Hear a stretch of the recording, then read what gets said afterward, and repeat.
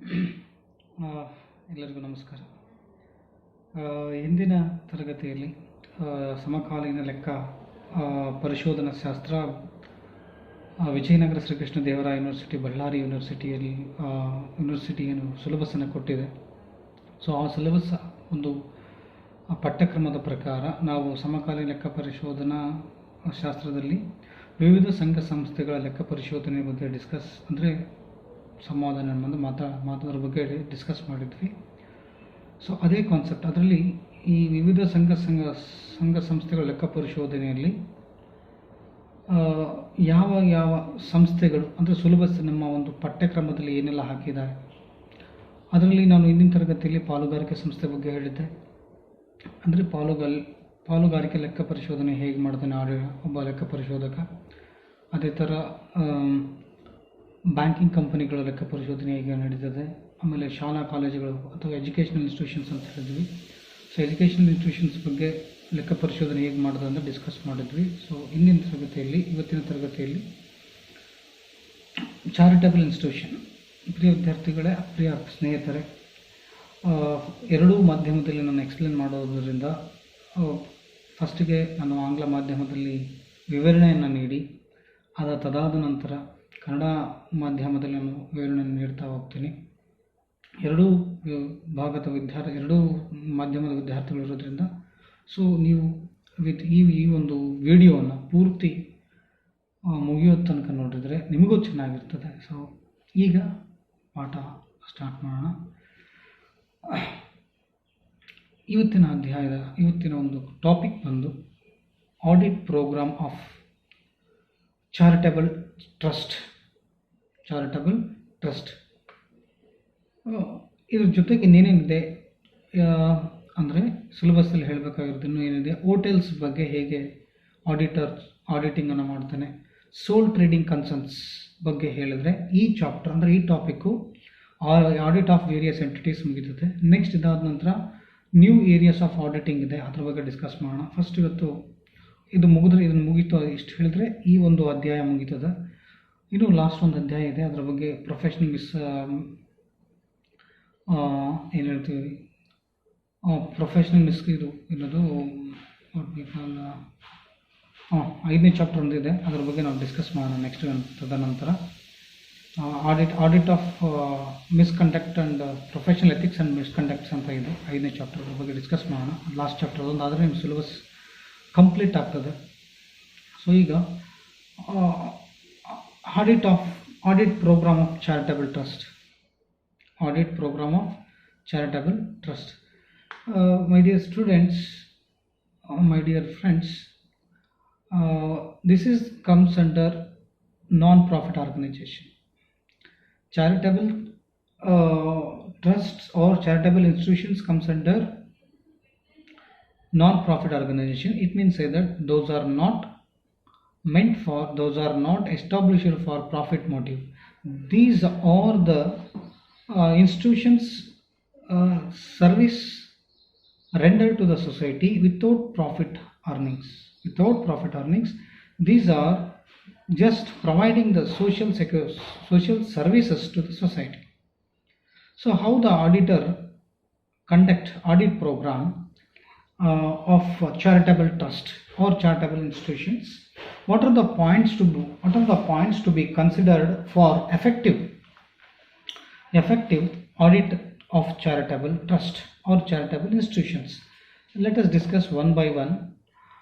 I have 22 points to explain to you people. This is an important concept. This concept better you people learn for sake of knowledge. Don't learn for sake of examination point of view. I have covered 22 points under audit program of charitable trust. Let us discuss one by one. First one, trust deed. The auditor first know or cross-check or examine whether the charitable trust or charitable institutions registered with the Charity Commission.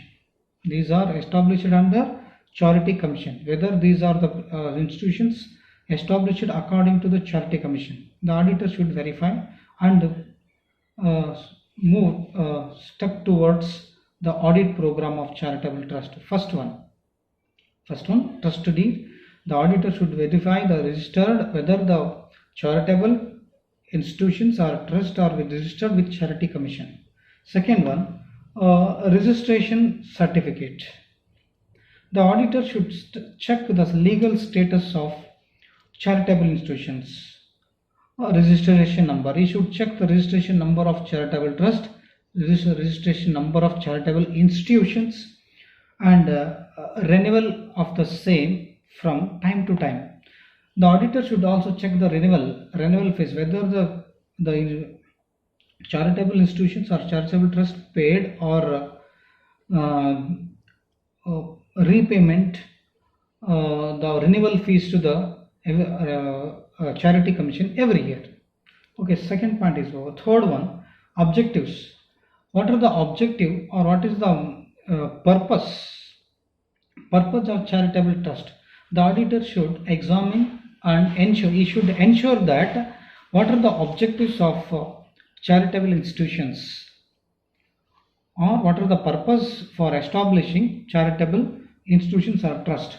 Whether these are the societies rendered to the service. These are the institutions established for in the interest of society or public. You should check the purpose of charitable institutions or charitable trust. Next, fourth point, management. The auditor should obtain the management list or managing committee members along with the chairman of the trust. He should obtain some certificates regarding how many members are in the charitable trust, who is the chairman, who is the secretary, who are the members in the charitable trust. Okay, this is the management. You should check the management, how the management is working under charitable trust towards society. Next one, powers of managing committee members. He should cross check or should examine. He should know what are the powers of managing committee members. What are the powers he has, though what are the powers are played by, or what are the powers taken by managing committee during the charitable trust established and its working course. I mean in academic year or in general year or calendar year.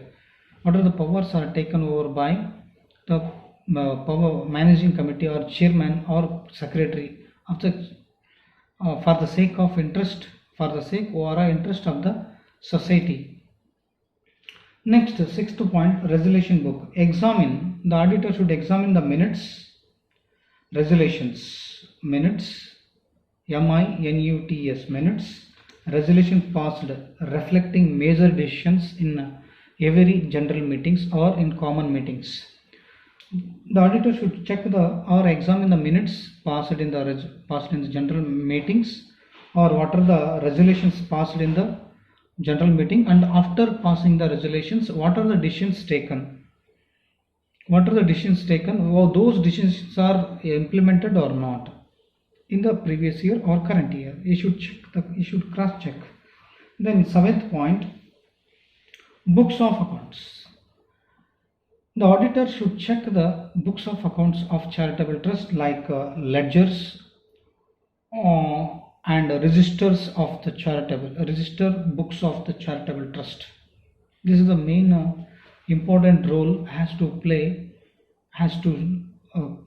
should consider by auditor.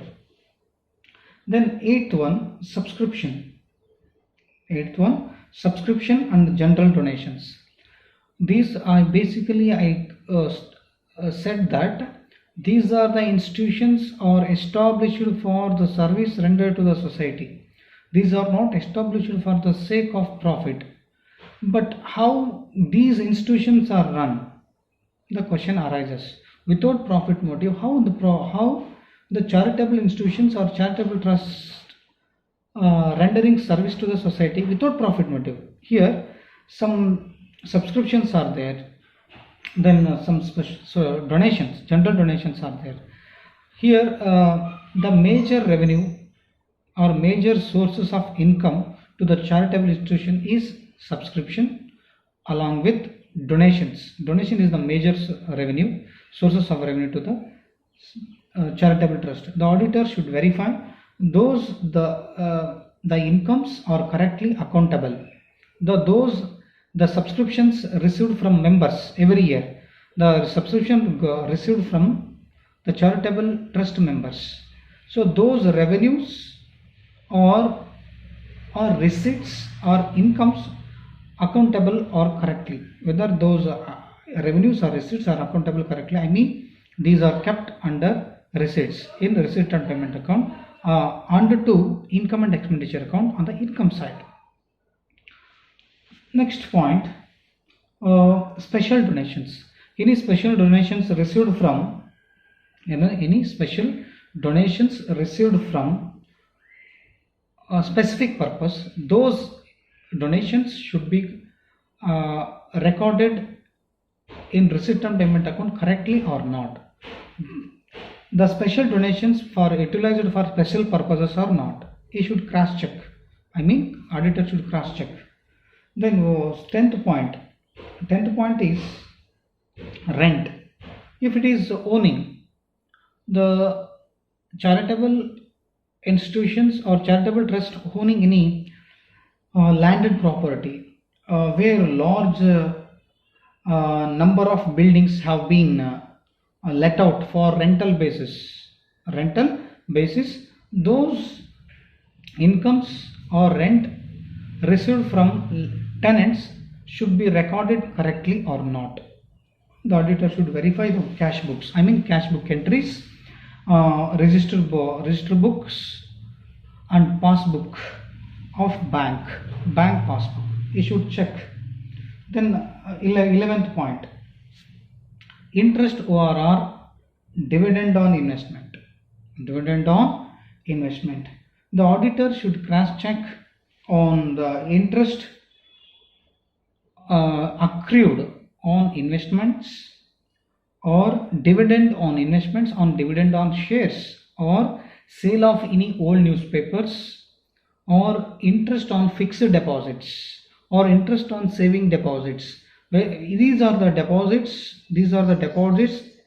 If the interest are given by any financial institutions, the interest should be kept in income side or receipt side in receipt and payment account. The auditor should cross check or examine correctly.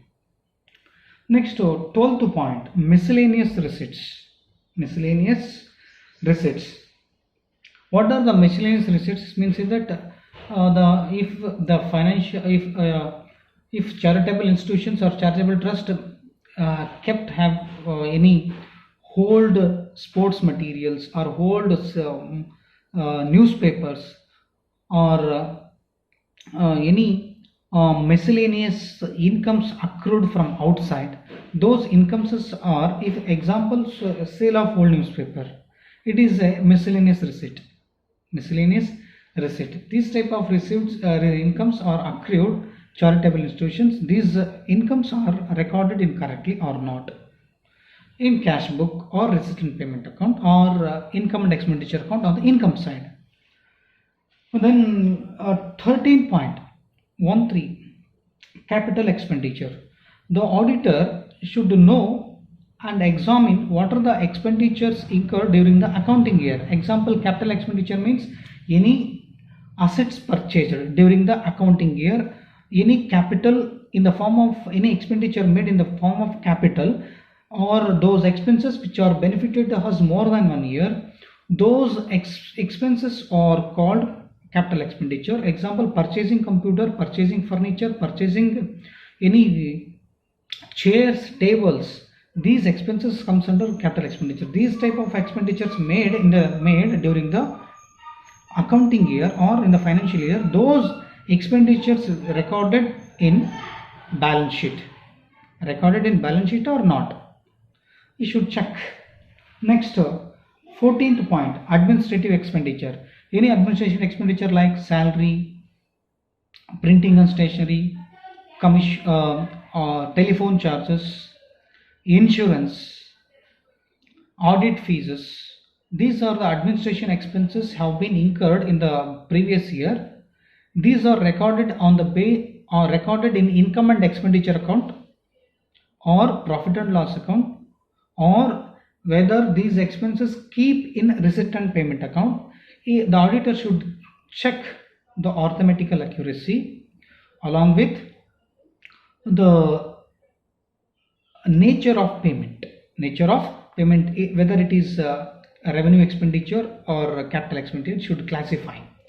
Then the 15th point, honorarium. If honorarium paid to all rendering service to the charitable institutions or contributing towards fulfillment of objectives of the charitable institutions. These are the honorarium, whether the honorarium paid by the charitable institutions or whether the honorarium received from outsides. The honorarium should be kept or keep. If honorarium received, it is a receipt, revenue receipt. If honorarium paid by the charitable institutions, it is revenue expenditure. It means it should be recorded on the income receipt and payment accounts on the payment side along with expenditure side of the income and expenditure account. I mean debit side. He should check.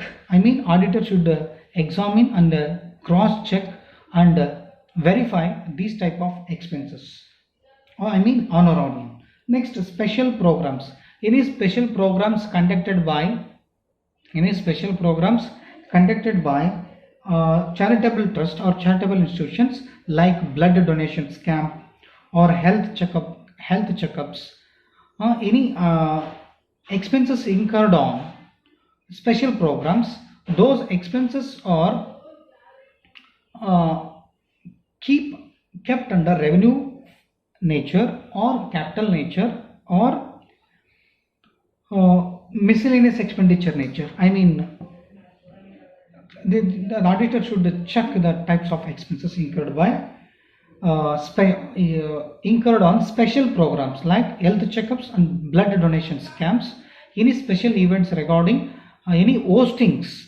Any hostings means any sports conducted or hosted by the charitable institutions or charitable trusts. Then 17th point, and the outstanding items or outstanding incomes or outstanding expenditures have been duly adjusted in income and expenditure account or in the balance sheet. The auditor to ensure himself or he should know himself whether the audit work doing under charitable trust or charitable institutions, any outstanding expenses paid by or paying by or payable by charitable trusts or any incomes receivable by charitable institutions, those non-cash items, those are non-cash items. Outstanding means non-cash items should be duly adjusted in income and expenditure account, not in receipt and payment account. Because these are non-cash items. These should be recorded in income and expenditure account along with the balance sheet. Next, 18th point, cash in hand and cash at bank. The auditor should verify the minimum cash balance maintained by charitable institutions or not. He should get the certificate from respective, the charitable institutions, those charitable institutions are maintaining the bank accounts in respective banks. The auditor should get the certificate from the banks whether the charitable trust or charitable institutions maintain the minimum cash balance as per the Charity of Commission. Next, 18th point over 19th, 19. Investments. The auditor should verify the certificates of investments or the government security, whether the investments made in government securities or investment schedules, whether The investments are maintaining in the schedule vises. The auditor should ensure and facilitate. He should do some audit work regarding charitable trust. Next, 20th point, other assets. The auditor should verify physically the assets maintaining by charitable institutions or charitable trusts, like plant and machinery, furnitures. These are the assets are maintained or kept by charitable institutions. He should physically verify. Any depreciations or appreciations is there, the depreciation and appreciations should be recorded in income and expenditure account, and along with deduct in the respective assets in the balance sheet. Next, finally, 21st point, final accounts. What are the final accounts under charitable institutions? Means under charitable institutions or charitable trust, the final accounts are receipt and payment account, in income and expenditure account, and balance sheet. These are the final accounts are maintained by prescribed format. These are the final accounts are prepared according to the prescribed format or not. You should check finally. Then last 22 point, 22, reporting. Finally, he should report what he should express his opinion on what he conducted, what has been conducted audit work in the charitable institutions. He expresses his opinion on the final accounts of income and expenditure account, any suggestions given, or whether the suggestions are required to charitable institutions. He has to give suggestions and he express his final opinion, and then he has to prepare audit report in precise manner, and everyone should easy to understand what he written or what he is going to written or write in the audit report. These are the points to follow the auditor regarding the charitable institutions or charitable trust. This is the audit program of charitable institutions. Okay. Next, ಪ್ರಿಯ ವಿದ್ಯಾರ್ಥಿಗಳೇ, ಇವತ್ತಿನ ಪಾಠದಲ್ಲಿ ಧರ್ಮದರ್ಶಿ ಸಂಸ್ಥೆಗಳ ಲೆಕ್ಕ ಪರಿಶೋಧನೆ ಸಂಬಂಧಿಸಿದಂತೆ ಈಗೆಲ್ಲ ಧರ್ಮದರ್ಶಿ ಸಂಶೋಧನೆಗಳ ಲೆಕ್ಕ ಪರಿಶೋಧನೆ ಮಾಡಲಾಗುತ್ತೆ ಅನ್ನೋದ್ರ ಬಗ್ಗೆ ಡಿಸ್ಕಸ್ ಮಾಡೋಣ. ಯಾವುದೇ ಒಬ್ಬ ಲೆಕ್ಕ ಪರಿಶೋಧಕ ಧರ್ಮದರ್ಶಿ ಸಂಸ್ಥೆಗಳನ್ನು ಲೆಕ್ಕ ಪರಿಶೋಧನೆಗೆ ಒಳಪಡಿಸಬೇಕಾದ್ರೆ ಅಥವಾ ಲೆಕ್ಕ ಪರಿಶೋಧನೆಯನ್ನು ಮಾಡಬೇಕಾದ್ರೆ ಯಾವ ಅಂಶಗಳನ್ನು ಪರಿಗಣನೆಗೆ ತೆಗೆದುಕೊಳ್ಳಬೇಕಾಗುತ್ತೆ, ಯಾವ ಅಂಶಗಳನ್ನು ಪರಿಗಣನೆಗೆ ತೆಗೆದುಕೊಂಡು ಅವನು ಲೆಕ್ಕ ಪರಿಶೋಧನೆಯನ್ನು ಮಾಡಬೇಕು. ನಾನು 22 ಅಂಶಗಳನ್ನು ನಾನು ಹೇಳ್ತಾ ಹೋಗ್ತೀನಿ, ಒನ್ ಬೈ ಒನ್ ಬರೀತಾ ಹೋಗಿ. ಮೊದಲನೇದು ಕರಡು ಪ್ರತಿ ಅಂತ. ಮೊದಲನೇದೇನು ಕರಡು ಪ್ರತಿ ಅಂದರೆ ಈ ಪಾಠಕ್ಕೆ ಹೋಗೋಕ್ಕಿಂತ ಮುಂಚೆ ಈ ಧರ್ಮದರ್ಶಿ ಸಂಸ್ಥೆಗಳು ಅಂತ ಹೇಳಿದಕ್ಕೂಡಲೇ ಇವು ಲಾಭರಹಿತ ಸಂಸ್ಥೆಗಳಾಗಿದ್ದು ಇವು ಸಮಾಜಕ್ಕೆ ಸೇವೆಯನ್ನು ಒದಗಿಸೋಕ್ಕೋಸ್ಕರನೇ ಅಥವಾ ನೀಡೋದಕ್ಕೋಸ್ಕರನೇ ಸ್ಥಾಪನೆ ಆಗಿರ್ತಕ್ಕಂಥ ಸಂಸ್ಥೆಗಳು. ಇವು ಯಾವುದೇ ಲಾಭದ ಉದ್ದೇಶ ಇಲ್ಲದೇ ಸ್ಥಾಪನೆ ಆಗಿರಲ್ಲ, ಲಾಭದ ಉದ್ದೇಶ ಇಲ್ಲದೇ ಸ್ಥಾಪನೆ ಆಗಿರುತ್ತೆ. ಮತ್ತು ಲಾಭದ ಉದ್ದೇಶ ಇಲ್ಲದೇ ಮತ್ತು ಹೇಗೆ ಇವು ಸಂಸ್ಥೆಗಳು ನಡ್ಕೊಂಡು ಹೋಗುತ್ತೆ ಅಂದರೆ ಕೆಲವೊಂದು ವಂತಿಗೆಗಳು, ಕೆಲವೊಂದು ಡೊನೇಷನ್ಸ್ ಅಂತ ಬರ್ತದೆ. ಆ ಡೊನೇಷನ್ಸ್ ಮೂಲಕ ಇವು ಸಂಸ್ಥೆಗಳು ನಡ್ಕೊಂಡು ಹೋಗ್ತದೆ. ಅದ್ರ ಬಗ್ಗೆ ನಾನು ಮುಂದಿನ ದಿನ ಹಂಗೆ ಹೇಳ್ತಾ ಹೋಗ್ತೀನಿ. ಅಂದರೆ ಸಾಮಾನ್ಯ ಕಾಣಿಕೆ ಅಂತ ಹೇಳ್ತೀವಿ, ದೇಣಿಗೆ ರೂಪದಲ್ಲಿ ನಡ್ಕೊಂಡು ಹೋಗ್ತವೆ. ಸೊ ಇವು ಬರೀ ಸಮಾಜಕ್ಕೆ ಸೇವೆಯನ್ನು ಒದಗಿಸೋಕ್ಕೋಸ್ಕರನೇ ಎಸ್ಟಾಬ್ಲಿಷ್ ಆಗಿದೆ. ಅಂದರೆ ಸಮಾಜಕ್ಕೋಸ್ಕರ ಏನೆಲ್ಲ ಸೇವೆಗಳನ್ನು ಮಾಡಿದೆ. ಸೊ ಈ ಸಮಾಜಕ್ಕೆ ಸೇವೆಯನ್ನು ಒದಗಿಸ್ತಕ್ಕಂಥ ಸಂಸ್ಥೆಗಳನ್ನು ಇದು ಇಂದಿನ ತರಗತಿಯಲ್ಲಿ ನಾನು ಹೇಳಿದ್ದೆ, ಯಾವುದು ಎಜುಕೇಷನ್ ಇನ್ಸ್ಟಿಟ್ಯೂಷನ್ಸ್ ಬಗ್ಗೆ ಹೇಳಿದೆ, ಅದು ಲಾಭರಹಿತ ಸಂಸ್ಥೆ. ಇದು ಕೂಡ ಲಾಭರಹಿತ ಸಂಸ್ಥೆಯಲ್ಲಿ ಬರ್ತದೆ. ಅಂದರೆ ಲೆಕ್ಕ ಪರಿಶೋಧಕನು ಕರಡು ಪ್ರತಿಯನ್ನು ಪಡೆದುಕೊಳ್ಬೇಕು. ಅಂದರೆ ಈ ಕರಡು ಪ್ರತಿಯನ್ನು ಪರಿಶೀಲಿಸಬೇಕು, ಇದು ನೋಂದಾಯಿಸಲ್ಪಟ್ಟಿದೆನಾ ಅನ್ನೋದನ್ನು ಗಮನದಲ್ಲಿಟ್ಕೋಬೇಕು. ಅಂದರೆ ಈ ಸಂಸ್ಥೆಯು ನಾವೇನು ಹೇಳ್ತೀವಿ, ಚಾರಿಟಿ ಕಮಿಷನ್ ಅಂತ ಹೇಳ್ತೀವಿ. ಕರಡು ಪ್ರತಿಯನ್ನು ಪರಿಶೀಲಿಸಿ ನೋಂದಾಯಿಸಲ್ಪಟ್ಟಿರ್ತಕ್ಕಂಥ ಧರ್ಮದತ್ತಿ ಸಂಸ್ಥೆನಾ ಅಥವಾ ಧರ್ಮದಿಂದ ನೋಂದಾಯಿಸಲ್ಪಟ್ಟಿರ್ತಕ್ಕಂಥ ಧರ್ಮದತ್ತಿ ಸಂಸ್ಥೆಗಳ ಅಥವಾ ನೋಂದಾಯಿಸಲ್ಪಡದೇ ಇರತಕ್ಕಂಥ ಧರ್ಮದತ್ತಿ ಸಂಸ್ಥೆಗಳ ಚಾರಿಟಿ ಕಮಿಷನ್ ಪ್ರಕಾರ, ಚಾರಿಟಿಯ ಕಮಿಷನ್ ಅಡಿಯಲ್ಲಿ ಈ ಸಂಸ್ಥೆಗಳು ನೋಂದಾಯಿಸಲ್ಪಟ್ಟಿಲ್ಲ ಅನ್ನೋದನ್ನ ಕರಡು ಪ್ರತಿಯ ಮೂಲಕ ಪಡೆದುಕೊಳ್ಬೇಕು. ಮೊದಲನೇ ಅಂಶ. ಎರಡನೇ ಅಂಶ ಬಂದು ನೋಂದಣಿ ಪ್ರಮಾಣ ಪತ್ರ. ಅಂದರೆ ಧರ್ಮದತ್ತಿ ಸಂಸ್ಥೆಗಳು ಆಯುಕ್ತರಿಂದ ಮಾನ್ಯತೆ ಪಡೆದ ಮತ್ತು ನೋಂದಣಿ ಪ್ರಮಾಣ ಪತ್ರವನ್ನು ಪರಿಶೀಲಿಸಬೇಕಾಗುತ್ತೆ ಲೆಕ್ಕ ಪರಿಶೋಧಕನು.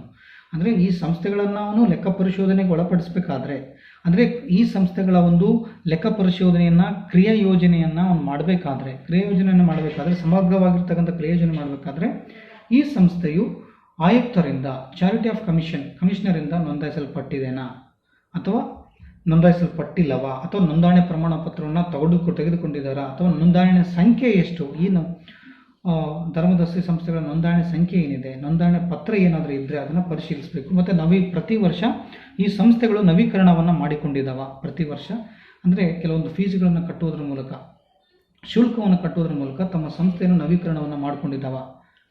ಎಕ್ಸಾಂಪಲ್, ನೀವು ಕಾಲೇಜು ಸೆಮಿಸ್ಟರ್ ವೈಸ್ ಆಗಿ ಮುಗಿದಂಗೆಲ್ಲ ನೀವು ಫೀಸ್ ಕಟ್ತಿರಲ್ಲ, ಅದೇ ರೀತಿ ಇದು ನವೀಕರಣ ಮಾಡಲ್ಪಟ್ಟಿದೆನಾ.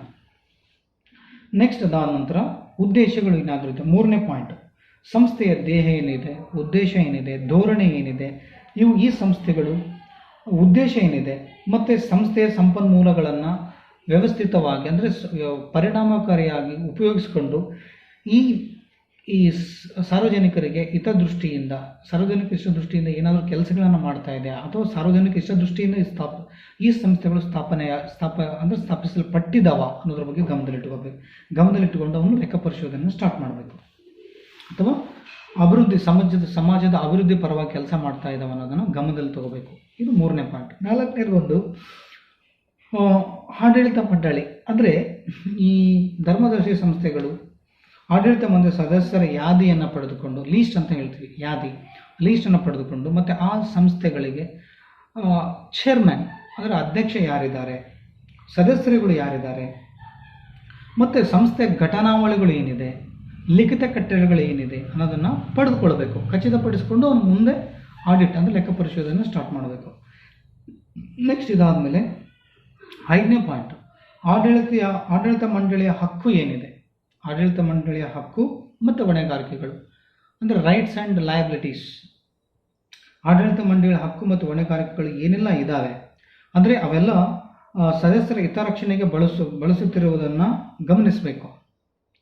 ಅವರು ಹಿತಾಸಕ್ತಿ ಮತ್ತು ವೈಯಕ್ತಿಕ ಹಿತ ಸಾಧನೆಗಿರಬಾರ್ದು, ಅಂದರೆ ಪರ್ಸನಲ್ ಇಂಟೆನ್ಷನ್ ಇಟ್ಕೊಂಡು ಕೆಲಸ ಮಾಡೋಂಗಿರ್ಬೋದು. ಎಲ್ಲರ ಒಂದು ಸಮಾಜ ಹಿತರಕ್ಷಣೆ ಇರಬೇಕು, ಮತ್ತು ಹಕ್ಕು ಹೊಣೆಗಾರಿಕೆಗಳು ಸಂಸ್ಥೆಯ ಸದಸ್ಯರ ಹಿತರಕ್ಷಣೆಗೆ ಒಳಪಟ್ಟಿರಬೇಕು. ಸೊ ಈ ಥರದ ಒಂದು ಅಂಶಗಳನ್ನು ಒಳಗೊಂಡಿದ್ದರೆ ಮಾತ್ರ ಅದು ಹಿತಕರವಾಗಿರುತ್ತೆ. ಸೊ ಈ ಥರದ ಒಂದು ಅಂಶಗಳನ್ನು ನಾವು ಪರಿಗಣನೆ ತೆಗೆದುಕೊಳ್ಬೇಕು. ನೆಕ್ಸ್ಟ್ ಇದಾದ ನಂತರ ರೆಸಲ್ಯೂಷನ್ ಬುಕ್ ಅಂತ ಹೇಳಿದೆ ನಾನು, 6ನೇ ಪಾಯಿಂಟ್. ಅಂದರೆ ಕಾರ್ಯಕಲಾಪಗಳ ಪುಸ್ತಕ. ಪ್ರತಿ ವರ್ಷಕ್ಕೆ ಒಂದು ಸಾರಿ ಅಥವಾ ಪ್ರತಿ 6 ತಿಂಗಳಿಗೆ ಒಂದು ಸಾರಿ ಕಾರ್ಯಕಲಾಪಗಳು ಅಂದರೆ ನಾವು ಮೀಟಿಂಗ್ಸ್ ಅಂತ ಹೇಳ್ತೀವಿ. ಸಭೆಗಳನ್ನು ಏನಾದರೂ ಮಾಡಿದ್ದಾರೆ, ಇಲ್ಲಿ ಧರ್ಮದರ್ಶಿ ಸಂಸ್ಥೆಗಳೇನಾದರೂ ಸಭೆಗಳನ್ನು ಹಮ್ಮಿಕೊಂಡಿದ್ದಾರೆ, ಆ ಸಭೆಯಲ್ಲಿ ತೆಗೆದುಕೊಂಡಿರ್ತಕ್ಕಂಥ ನಿರ್ಣಯಗಳಾಗಲಿ ಅಥವಾ ಕೆಲವೊಂದು ಗುರಿಗಳೇನಿದೆ, ಸಂಸ್ಥೆಯ ಗುರಿಗಳೇನಿದೆ ಅಥವಾ ಕೈಗೊಂಡ ನಿರ್ಣಯಗಳು ಮತ್ತು ಪೂರಕವಾಗಿದೆನಾ, ಸಾಧನೆಗೆ ಪೂರಕವಾಗಿದೆನಾ ಅನ್ನೋದನ್ನು ಖಚಿತಪಡಿಸಿಕೊಂಡು, ಅಂದರೆ ಮೀಟಿಂಗ್ಸ್ ಅಂದರೆ ಸಭೆಯಲ್ಲಿ ಏನಾದ್ರು ತೆಗೆದುಕೊಂಡಿದ್ದ ನಿರ್ಧಾರಗಳು ಅಥವಾ ಅವು ಕಾರ್ಯಗತಗೊಳ್ಳಬೇಕಾ ಅನ್ನೋದ್ರ ಬಗ್ಗೆ ಗಮನಿಸ್ಬೇಕು. ಅಂದರೆ ಆ ಲೆಕ್ಕ ಪರಿಶೋಧನೆ ಇದನ್ನು ಕೂಡ ಗಮನದಲ್ಲಿಟ್ಟುಕೊಂಡು ಅವನು ಲೆಕ್ಕ ಪರಿಶೋಧನೆಯನ್ನು ಮುಂದುವರಿಸಬೇಕಾಗುತ್ತೆ. ನೆಕ್ಸ್ಟ್ ಇದಾದಮೇಲೆ ಬುಕ್ಸ್ ಆಫ್ ಅಕೌಂಟ್ಸ್, ಲೆಕ್ಕ ಪುಸ್ತಕಗಳು. ಅಂದರೆ ಸಂಸ್ಥೆಯ ಸ್ವರೂಪ ಮತ್ತು ಉದ್ದೇಶ, ಸಂಪನ್ಮೂಲಗಳನ್ನು ಆಧರಿಸಿ ಒಂದು ಸೂಕ್ತವಾಗಿರ್ತಕ್ಕಂಥ ಲೆಕ್ಕ ಪುಸ್ತಕಗಳನ್ನು ಇಡಬೇಕಾಗ್ತದೆ. ಅದು ಆ ಥರದ ಪುಸ್ತಕಗಳನ್ನು ಇಟ್ಟಿದ್ದಾರಾ? ಇದು ಲಾಭರಹಿತ ಸಂಸ್ಥೆಗಳಂದರೆ ಇಲ್ಲಿ ಯಾವ ಥರದ ಪುಸ್ತಕಗಳು ಬರ್ತದೆ? ಲೆಡ್ಜರ್ಸ್ ಬರ್ತದೆ, ಕ್ಯಾಶ್ ಬುಕ್ ಬರ್ತದೆ, ನಗದು ಪುಸ್ತಕ ಅಂತ ಹೇಳ್ತೀವಿ, ರಿಸಿಟ್ ಆ್ಯಂಡ್ ಪೇಮೆಂಟ್ ಅಕೌಂಟ್ ಅಂತ ಬರ್ತದೆ, ಮತ್ತು ಇನ್ಕಮ್ ಆ್ಯಂಡ್ ಎಕ್ಸ್ಪೆಂಡಿಚರ್ ಅಕೌಂಟ್ ಅಂತ ಬರ್ತದೆ, ರಿಜಿಸ್ಟರ್ ಬುಕ್ಸ್ ಅಂತ ಬರ್ತದೆ, ಆಮೇಲೆ ಬ್ಯಾಲೆನ್ಸ್ ಶೀಟ್ ಅಡಾವೆ ಪತ್ರಿಕೆ ಅಂತ ಬರುತ್ತೆ. ಈ ಥರದ ಬುಕ್ಸ್ ಆಫ್ ಅಕೌಂಟ್ಸನ್ನು ಮೇಂಟೈನ್ ಮಾಡಿದಾರಾ ಅನ್ನೋದನ್ನು ಗಮನದಲ್ಲಿಟ್ಕೋಬೇಕಾಗುತ್ತೆ. ನೆಕ್ಸ್ಟ್ ಇದಾದಮೇಲೆ ನಾನು ಲಾಭರಹಿತ ಸಂಸ್ಥೆಗಳು ಅಂತ ಹೇಳಿದಾದ್ಮೇಲೆ ಮತ್ತು ಇದಕ್ಕೆಲ್ಲ ಲಾಭಗಳು ಹೇಗೆ ಬರ್ತದೆ ಅಂದರೆ ನಾನು ಹೇಳಿದೆ ಸದಸ್ಯರಿಂದ ವಂತಿಗೆ. 8ನೇ ಪಾಯಿಂಟ್ ಬಂದು ಆ ಸದಸ್ಯರಿಂದ ವಂತಿಗೆ ಸಾಮಾನ್ಯ ಕಾಣಿಕೆ. ಅಂದರೆ ಸದಸ್ಯರಿಂದ ಬರತಕ್ಕ ನಿಯತಕಾಲಿಕ ವಂತಿಗೆಗಳು, ಅಂದರೆ ನಿಯತಕಾಲಿಕ ತಿಂಗಳಿಗೆ, ವರ್ಷಕ್ಕೆ, 6 ತಿಂಗಳಿಗೆ, 3 ತಿಂಗಳಿಗೆ ಕೊಡಬೇಕಾಗಿರ್ತಕ್ಕಂಥ ನಿಯತಕಾಲಿಕ ವಂತಿಗೆಗಳು ಬಂದಿದ್ದೀರಾ, ಅಥವಾ ಜನಸಾಮಾನ್ಯರಿಂದ ಬರತಕ್ಕ ಸಾಮಾನ್ಯ ಕಾಣಿಕೆಗಳು, ದೇಣಿಗೆ ಅಂತ ಬರ್ತದೆ. ಆ ದೇಣಿಗೆಗಳು ಏನಾದರೂ ಬಂದಿದ್ದರೆ ಅವು ಈ ಒಂದು ಸಂಸ್ಥೆಗಳಿಗೆ ಮುಖ್ಯವಾಗಿರ್ತಕ್ಕಂಥ ಅಂದರೆ ಆದಾಯಗಳಂತ ಹೇಳ್ತೀವಿ. ಈ ಆದಾಯಗಳನ್ನು ಬಂದಿರೋದನ್ನ ಸಾಮಾನ್ಯ ಕಾಣಿಕೆ ಸಮರ್ಪಕವಾಗಿ ಲೆಕ್ಕ ಪುಸ್ತಕಗಳಲ್ಲಿ ಅದನ್ನು ದಾಖಲು ಮಾಡಲಾಗಿದೆನಾ ಅನ್ನೋದನ್ನು ಮಾಡಲಾಗಿದ್ದರೆ ಅದನ್ನು ಗಮನಿಸಬೇಕಾಗುತ್ತೆ ಯಾರು ಲೆಕ್ಕ ಪರಿಶೋಧಕರು. ನೆಕ್ಸ್ಟ್ ಇದಾದ ನಂತರ ವಿಶೇಷ ದೇಣಿಗೆಗಳು. ಕೆಲವೊಂದು ದೇಣಿಗೆಗಳು ವಿಶೇಷವಾಗಿರ್ತಕ್ಕಂಥ ಕಾರ್ಯಕ್ರಮಕ್ಕೆ ಬರ್ತದೆ. ಅದು ಉದಾರ ದಾನಿಗಳಿಂದ, ಜನರಸ್ ಡಾನರ್ಸ್ ಅಂತ ಹೇಳ್ತೀವಿ. ಜನರಸ್ ಡಾನರ್ಸ್ ಉದಾರ ದಾನಿಗಳಿಂದ ಬಂದಿರುವ ವಿಶೇಷ ಕಾಣಿಕೆಗಳನ್ನು, ದೇಣಿಗೆಗಳನ್ನು ಸಮರ್ಪಕವಾಗಿ ದಾಖಲಿಸಲಾಗಿದೆನಾ, ಅಥವಾ ನಿರ್ದಿಷ್ಟವಾಗಿರ್ತಕ್ಕಂಥ ಉದ್ದೇಶಗಳಿಗೆ ಅದನ್ನು ಬಳಸಲಾಗಿದೆನಾ ಅನ್ನೋದನ್ನು ಗಮನದಲ್ಲಿಟ್ಟುಕೊಂಡು ಲೆಕ್ಕ ಪರಿಶೋಧನೆ ಸ್ಟಾರ್ಟ್ ಮಾಡಬೇಕು. ನೆಕ್ಸ್ಟ್ ಇದಾದ ನಂತರ ಬಾಡಿಗೆ ಅಂದರೆ ಈಗ ಆದಾಯ ಅನ್ನೋ ಇನ್ನೊಂದು ಪಾಯಿಂಟು. ಆದಾಯ ಅಂದರೆ 10ನೇ ಪಾಯಿಂಟು ಬಾಡಿಗೆ ಅಂತ.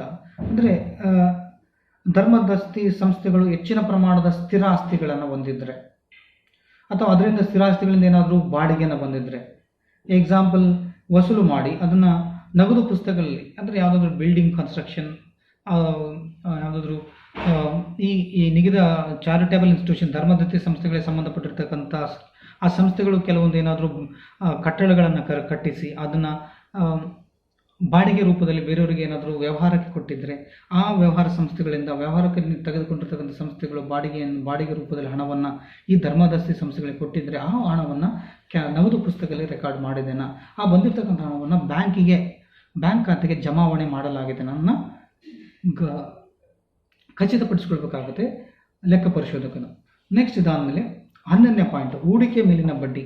ಅಂದರೆ ಈ ಧರ್ಮದಸ್ತಿ ಸಂಸ್ಥೆಗಳು ಬಂದಿರತಕ್ಕಂಥ ಆದಾಯಗಳನ್ನು ಅಥವಾ ಖರ್ಚು ಮಾಡಿ, ಅಂದರೆ ಖರ್ಚನ್ನು ಉಳಿಸಿ ಇನ್ನೂ ಹೆಚ್ಚಿನ ಹಣವನ್ನು ಉಳಿದಿದ್ದರೆ ಅದನ್ನು ಬ್ಯಾಂಕಿಗೆ ಏನಾದರೂ ಹಾಕಿದ್ದರೆ, ಬ್ಯಾಂಕಿನಲ್ಲಿ ಠೇವಣಿಗಳ ರೂಪದಲ್ಲಿ ಹಣವನ್ನು ಇಟ್ಟಿದ್ದರೆ, ಆ ಬ್ಯಾಂಕಿನಲ್ಲಿ ಇಟ್ಟಿರ್ತಕ್ಕಂಥ ಠೇವಣಿಗಳ ಮೇಲೆ ಏನಾದರೂ ಬಡ್ಡಿ ಬಂದಿದ್ದರೆ ಆ ಬಡ್ಡಿಯನ್ನು, ಅಥವಾ ಷೇರುಗಳಲ್ಲಿ ಏನಾದರೂ ಧರ್ಮದತ್ತಿ ಸಂಸ್ಥೆಗಳು ಹೂಡಿಕೆ ಮಾಡಿದ್ದರೆ ಆ ಷೇರುಗಳಲ್ಲಿ ಬಂದಿರತಕ್ಕಂಥ ಲಾಭಾಂಶವನ್ನು ಈ ರೆಸಿಟ್ ಆ್ಯಂಡ್ ಪೇಮೆಂಟ್ ಅಕೌಂಟ್ ಅಥವಾ ಕ್ಯಾಶ್ ಬುಕ್ ಅದರಲ್ಲಿ ಏನಾದರೂ ರೆಕಾರ್ಡ್ ಮಾಡಿದ್ದಾರಾ, ದಾಖಲಿಸಿದಾರಾ, ಅದು ದಾಖಲಿಸಿದ ನಂತರ ಮತ್ತೆ ಇನ್ಕಮ್ ಆ್ಯಂಡ್ ಎಕ್ಸ್ಪೆಂಡಿಚರ್ ಅಕೌಂಟಿಗೆ ಹಾಕಿದ್ದಾರಾ, ಲಾಭ ಮತ್ತು ನಷ್ಟದ ಏನು ಹೇಳ್ತೀವೋ ಖರ್ಚು ಮತ್ತು ಆಯವ್ಯಯ ಖಾತೆಗೆ ಹಾಕಲಾಗಿದೆನಾ.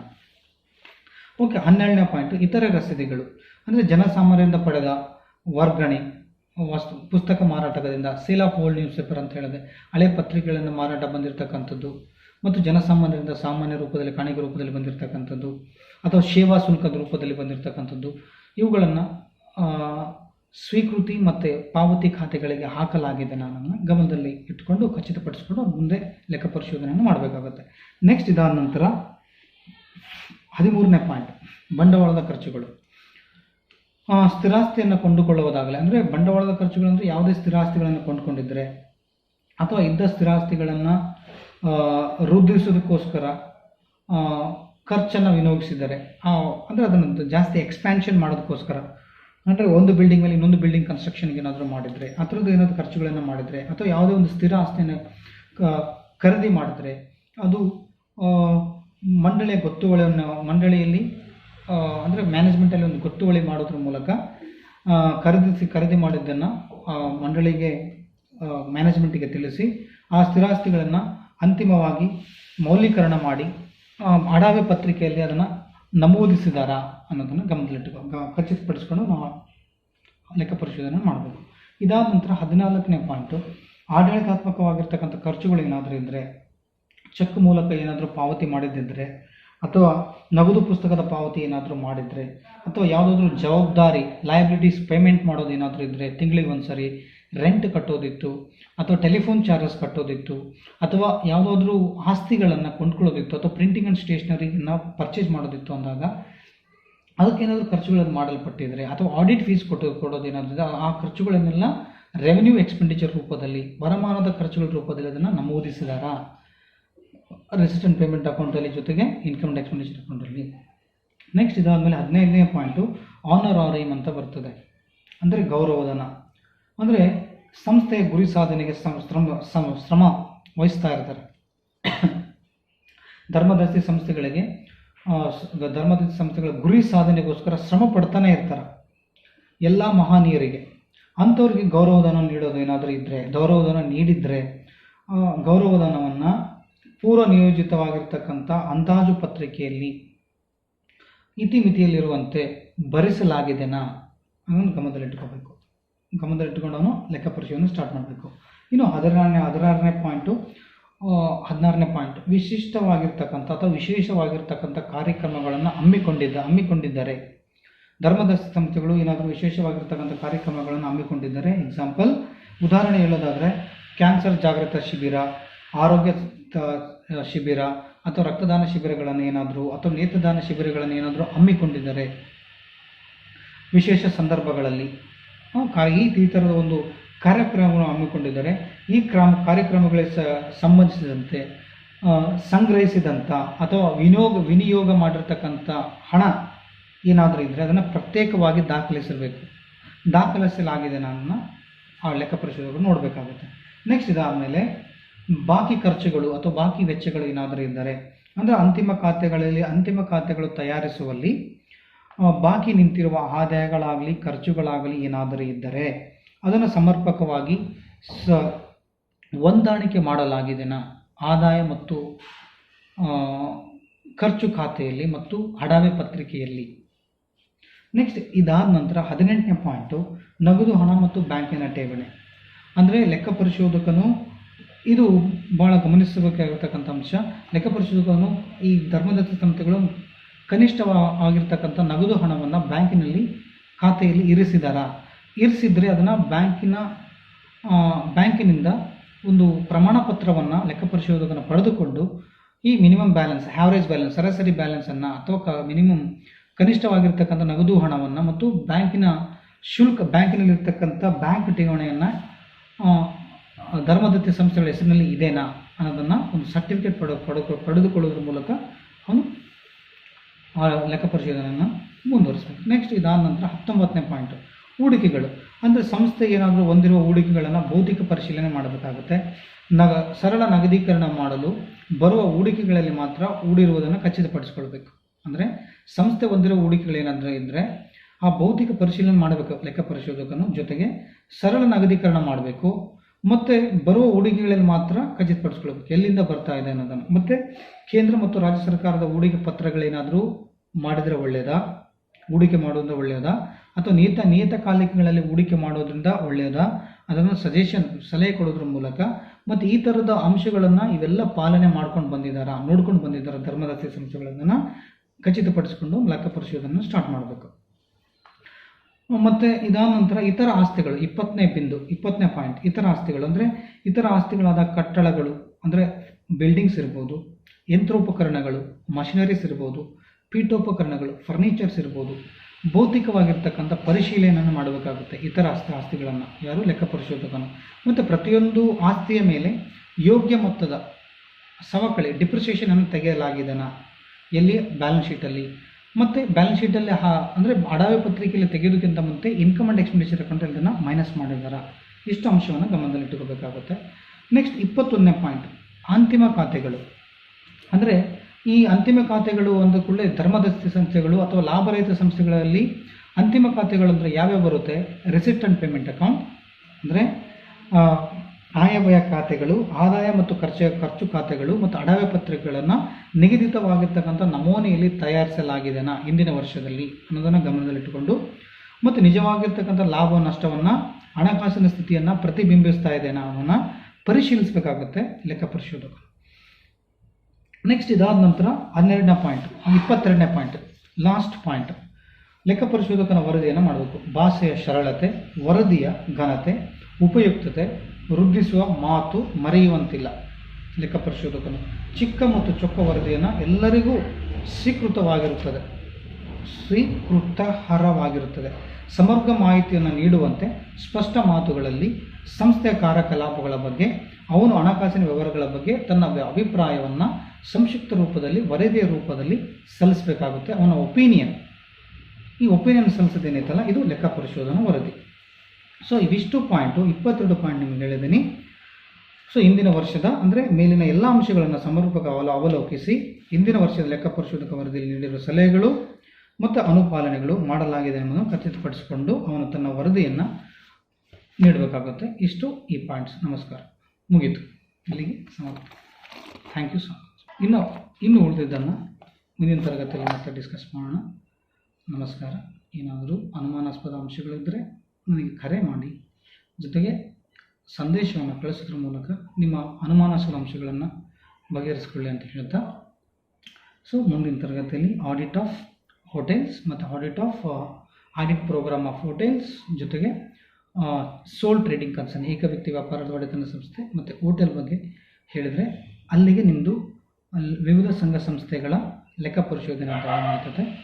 ಅದಾದ ನಂತರ ಇನ್ನೊಂದು ಸಬ್ ಪಾರ್ಟ್ ಇದೆ, ನ್ಯೂ ಏರಿಯಾಸ್ ಆಫ್ ಆಡಿಟಿಂಗ್ ಅಂತ, ಅದರ ಬಗ್ಗೆ ಡಿಸ್ಕಸ್ ಮಾಡ್ತಿದೆ. ಅದನ್ನು ಹೇಳಿದ್ಮೇಲೆ ಈ 4ನೇ ಅಧ್ಯಾಯ ಮುಗಿಯುತ್ತೆ. ನಮಸ್ಕಾರ.